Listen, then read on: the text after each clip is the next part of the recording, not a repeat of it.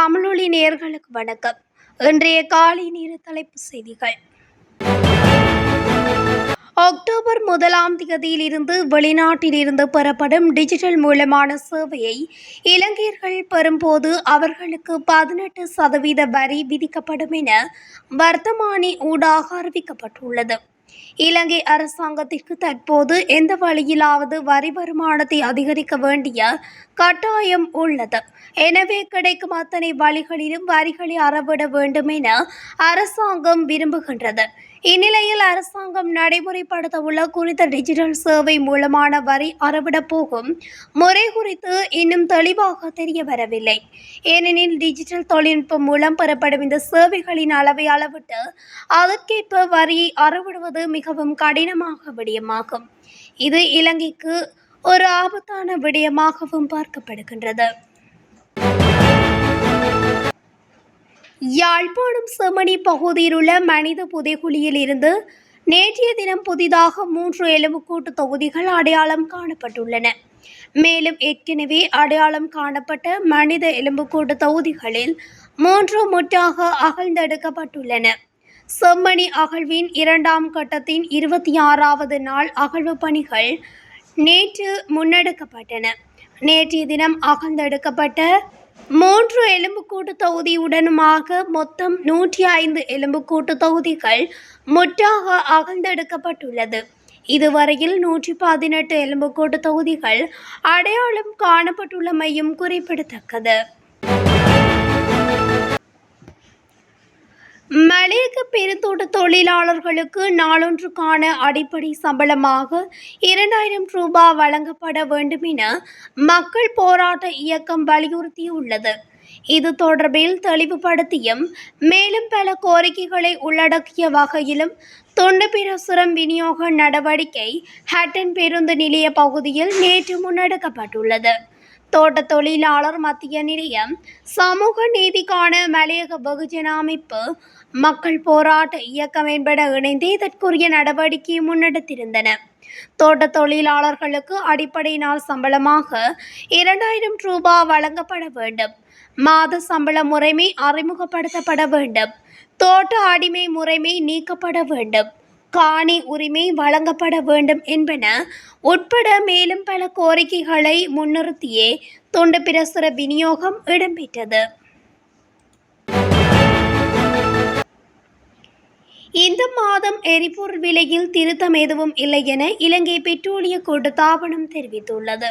இதற்கமைய ஒக்டேன் 92 ரக petrol litre ஒன்றின் விலை 305 ரூபாவாகவும், ஒக்டேன் 95 ரக பெட்ரோல் லிட்டர் ஒன்றின் விலை 341 ரூபாவாகவும், சூப்பர் டீசல் லிட்டர் ஒன்றின் விலை 325 ரூபாவாகவும், ஓட்டோ டீசல் 1 லிட்டர் 289 ரூபாவுக்கு விற்பனை செய்யப்படும் எனவும், அதேபோல் 1 லிட்டர் மண்ணெண்ணெய் 185 ரூபாவுக்கு விற்பனை செய்யப்பட உள்ளது. இலங்கையில் இருந்து அமெரிக்காவிற்கு ஏற்றுமதி செய்யப்படும் பொருட்களுக்கு இன்று முதல் மேலதிகமாக 30% பரஸ்பர வரி விதிக்கப்பட உள்ளதால் இலங்கையின் ஏற்றுமதி துறை அமெரிக்க சந்தையில் கடுமையான சவாலை எதிர்கொள்ளும் என்று எதிர்பார்க்கப்படுகிறது.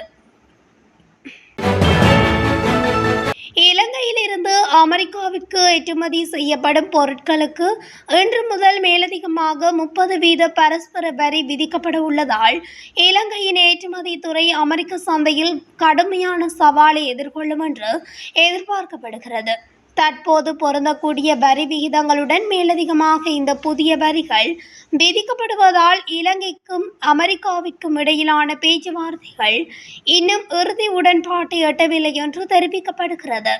இந்த புதிய வரிகளை விதிப்பது இலங்கை ஏற்றுமதியாளர்களுக்கு கடுமையான தாக்கத்தை ஏற்படுத்தும் என தெரிவிக்கப்படுகிறது. தற்போதைய பொருளாதார சூழ்நிலையில் ஏற்றுமதி வருவாய் நாட்டிற்கு மிகவும் முக்கியமானது என்பதால் இந்த புதிய கட்டணங்களை விதிப்பது இலங்கையின் முழு பொருளாதாரத்திலும் பாதகமான தாக்கத்தை ஏற்படுத்தக்கூடும் என்று ஆய்வாளர்கள் எச்சரித்துள்ளனர்.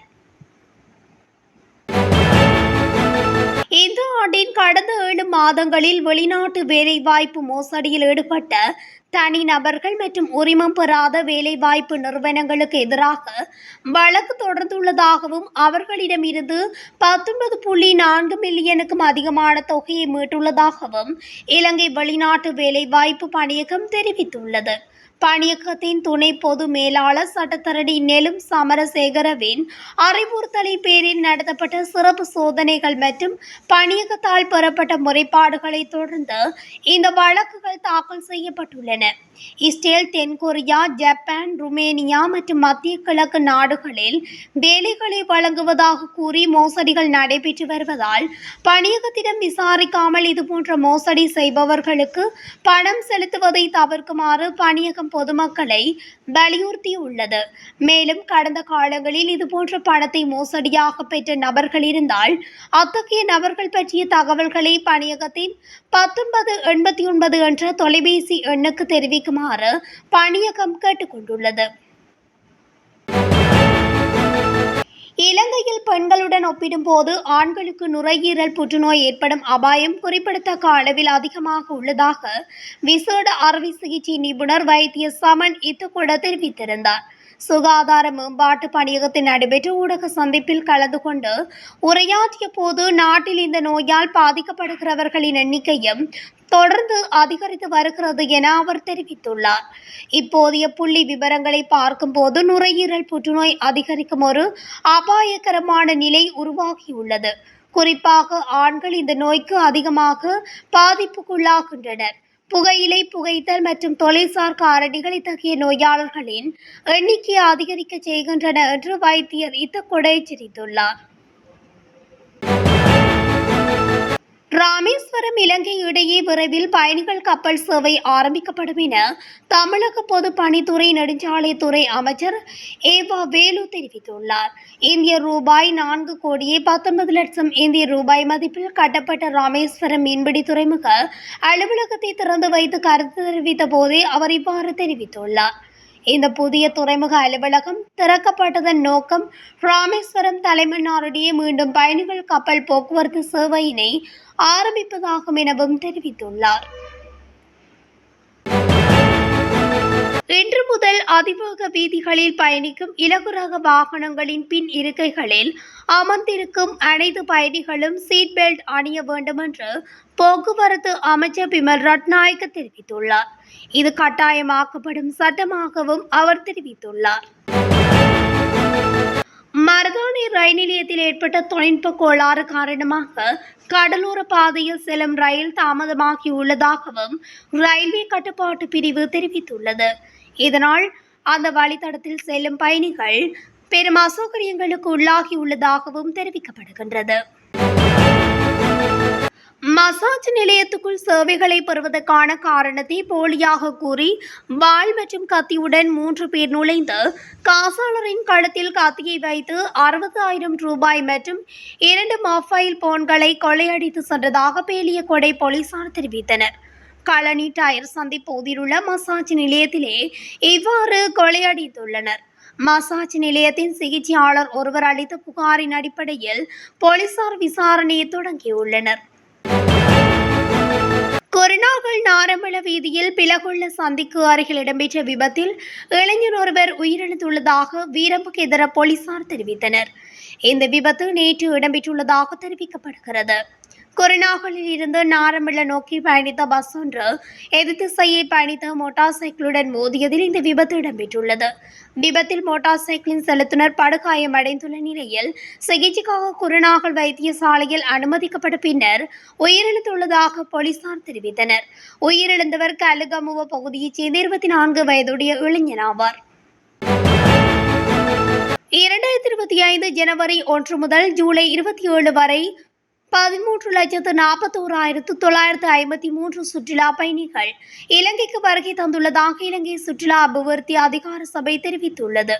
இவர்களில் பெரும்பாலானவர்கள் இந்தியாவைச் சேர்ந்தவர்கள் எனவும் தெரிவிக்கப்பட்டுள்ளது. பிரித்தானியா, ரஷ்யா, ஜெர்மனி, சீனா, பிரான்ஸ், ஆஸ்திரேலியா மற்றும் நெதர்லாந்து ஆகிய நாடுகளைச் சேர்ந்த சுற்றுலா பயணிகளும் கணிசமான அளவில் இலங்கைக்கு வருகை தந்ததாகவும் தெரிவிக்கப்படுகிறது.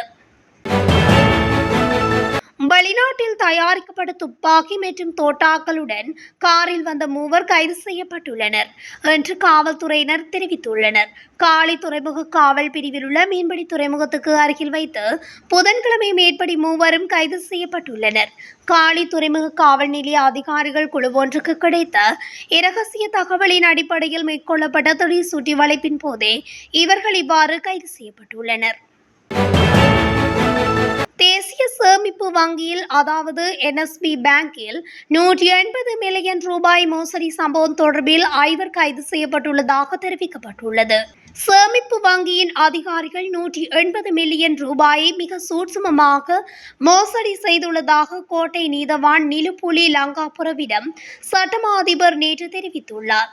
குற்றப்புலனாய்வு திணைக்களம் நடத்திய விரிவான விசாரணையில் வங்கியில் உள்ள பொதுமக்களின் பணத்தில் 180 மில்லியன் ரூபாய் இவ்வாறு தவறாக பயன்படுத்தப்பட்டிருப்பது கண்டறியப்பட்டுள்ளதாக சட்டமா அதிபர் சார்பில் முன்னிலையான சிரேஷ்ட அரசு சட்டத்தரணி ஆஸ்வால்ட் பெரேரா நீதிமன்றத்துக்கு குறிப்பிட்டுள்ளார்.